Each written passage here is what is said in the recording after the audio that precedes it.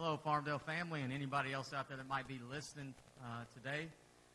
We're just here. We're trying to do something a little different. About a week or two ago, the Lord just kind of pressed on my spirit to kind of do this video series in which we are interviewing people within our congregation. Some of them have been here for several years, some of them within the last few years. And we're just going to kind of do that as an encouragement to all of you and kind of a get-to-know type of thing.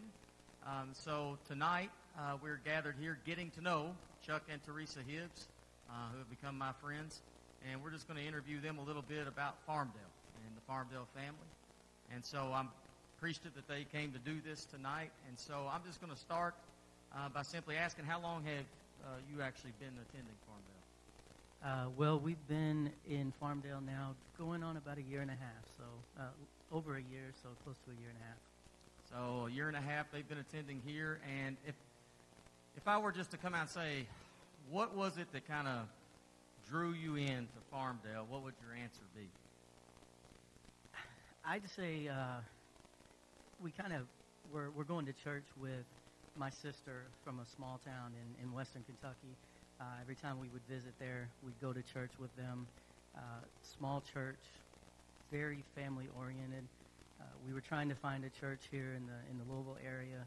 We attended several churches, but I just didn't get that feeling. You know, there was just a certain feeling when I attended church at that small church. So my wife actually had come here once with her cousin, whose in-laws were coming here, had been here for years, and she recommended that I come here, we try it. So we came one time, and I knew within the first 10 minutes. It was, you know, you come into Farmdale, and everyone greets you with a smile, a hug. How you doing? Literally within the first 10 minutes we were here, we probably spoke to 10 people. And that's just something that we were missing, something that you didn't get at other churches. And it just brought me back home to that. It's that small town feel, not such a small church, but again, it just felt like home. It was a family feeling that kind of comes over you that it's really hard to describe, but it was something that kind of hit your heart and you said, wow, now that feels like home. You know, it's interesting. I can't wait to shake hands and hug again. Never thought I would enjoy that so much, and we're missing that now. Teresa, any different answer than him? No, it's about right. But, you know, it has been hard, you know, not doing that in the church. But now, like today, I was just sad, and then we had a drive-by. We can't do the social stuff, so we have to do social distancing, and that was awesome, just having people to ride by and just to say hi and talk. What she's talking about, drive-bys, if you haven't heard our language around here yet, we're doing drive-bys. We're having people drive by homes, and they're keeping distances. They can just come outdoors or stay on their sidewalk, stay the 6, 7, 8, maybe even 10 feet away. And just say hello, talk, ask each other how we're doing, and then pray for one another. And so that's what she's talking about the drive-bys, and that's kind of been helping us. I would ask this question, too, since you kind of brought it up. What are you missing now that this pandemic has happened, and we've all kind of experiencing that? We know that we're all trying to figure out different things. Probably most of us are even tired of hearing about it, but it is reality, and we're all trying to face it every day, wondering what's next. But with that, what do you feel like maybe you're missing most right now from the church family? I think it's just that in general. It's that family feeling. It's, you know, I don't live really close to my family. We don't have a lot of family around here. We don't have a lot of really close friends that we hang out with on a regular basis. So really, the folks from the church have become our family, and we hang out as a family. You come to church, again, it's the hugging, it's the how you doing, it's how's your kids doing, how are your uncles, how are your dogs doing. I mean, we know one another here. We know everything about one another for the most part, and that's probably what's missing the most. You feel disconnected. And again, it's you know, I joined the Army at a young age, moved away and traveled around the world for many years. And it's kind of that same feeling. It's that feeling of isolation, of being away from your family and just feeling a disconnect, like something there is missing. Yeah, I mean, and during this time for a year and a half that they've been attending church here, I would say you both would agree that your journey with God, your relationship with God, has come a long way. And that's through the church family. It's through the teaching. It's through spending your time getting to know the Lord in your own time. And it's really been really cool to watch not only them engage in the family, but to see what the Lord is doing in their lives. Well, that's all changed. Like I said, a lot of things have changed, but some things have remained, I think, for us. We found new ways. I say this all the time, and I'm not just saying it or just blowing smoke out there. Farmdale won't stop. We're going to figure out a way, because we've been God's people. We've been called to be God's people, and we're going to figure out a way to minister in our world. What are some of the ways that, although we're not meeting here in like a Wednesday night small groups or Sunday morning small groups or worship service, what are some of the ways that you've still felt connected, other than drive-bys, that maybe is happening that you could share with folks out there so that they know what's going on still?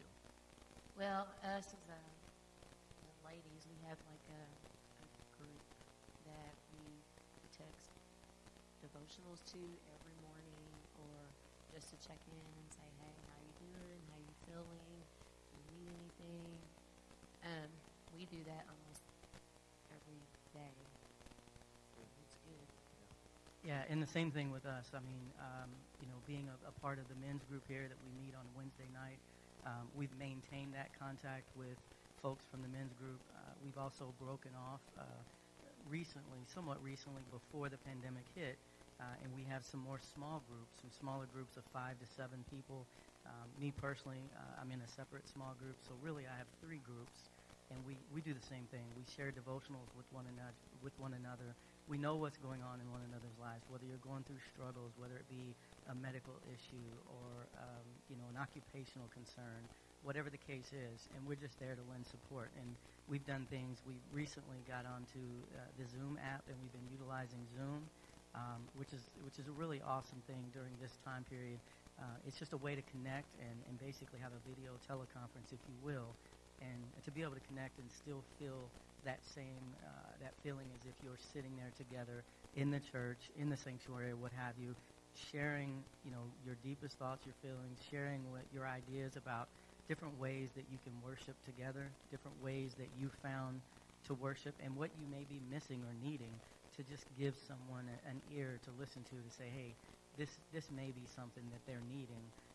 And again, it just it sparks something in people when you maintain that. So we found many ways of doing that over this time period. That's good. Yeah, I've heard of a lot of groups within our congregation doing Zoom stuff, meetings. We're going to continue to do that. And our small group on Sunday mornings also done that.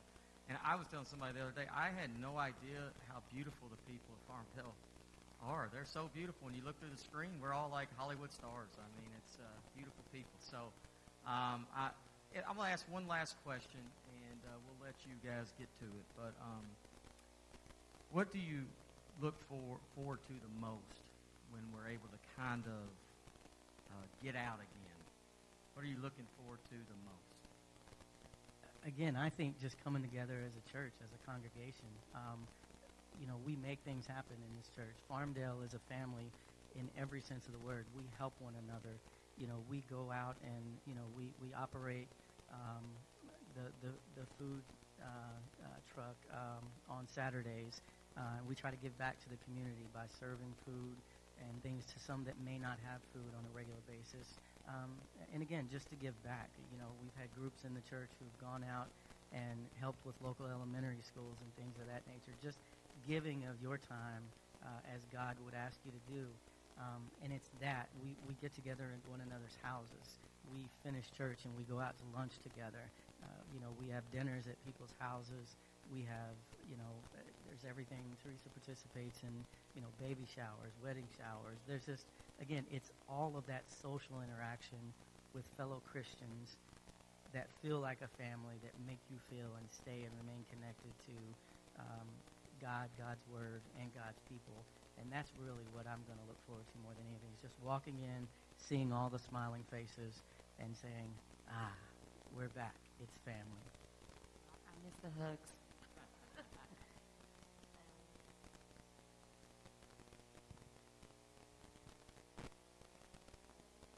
Just missing seeing the family and hugging and talking to them and hearing their stories of what have they been doing since this all happened. Well, I think it's important when you hear what they're missing and what's still happening is please, Farmdale family and anybody else out there. First of all, one, if it's Farmdale family and you're in need, you be sure you're contacting us, any of us. Or if you're just out there and you're hearing this and you feel like you're kind of lonely or you have a need of any sort, please contact us. We want to help you any way we can. The other thing is be sure you're plugging in. As we kind of live somewhat in what I would call quarantine or isolation a little bit, is we can still put ourselves out there. Don't allow yourself to be drawn back and away. And so find ways like they're talking about to be involved and to keep connected. So we're asking you to do that. And we just want you all to know they've been coming a year and a half. We are a family around here. And we'd be the first to tell you that doesn't mean we're perfect, but we're family. And when I look around, I'm thinking about when we get back together, one, it's going to be a party and celebration. We can come back together. Two, I'm thinking about who we're going to be bringing with us. Like, this is our family, and we want people to come be a part of that. And so they're going to be working to do that. We're asking everybody, be working now, inviting people. So when we get the release, we're going to come back and we're going to celebrate. We're going to continue to celebrate what Jesus is doing. There's no doubt God is doing amazing things through this time right now, and we're hoping to grow through that and be a better church family for it. And so we're going to continue to share our stories. I'm grateful for you two, that you came to do this, for one, and two, that you are my family. God's brought you here, and God's doing great things in your life. We're blessed to have you and call you family. And so I hope that encourages you. And again, Chuck, Teresa, Hibbs, and we'll be doing some more of this soon. So hope to see you soon. God bless. Well, it is true. The pastor always says you're a guest once in a family always. So, I mean, it is true.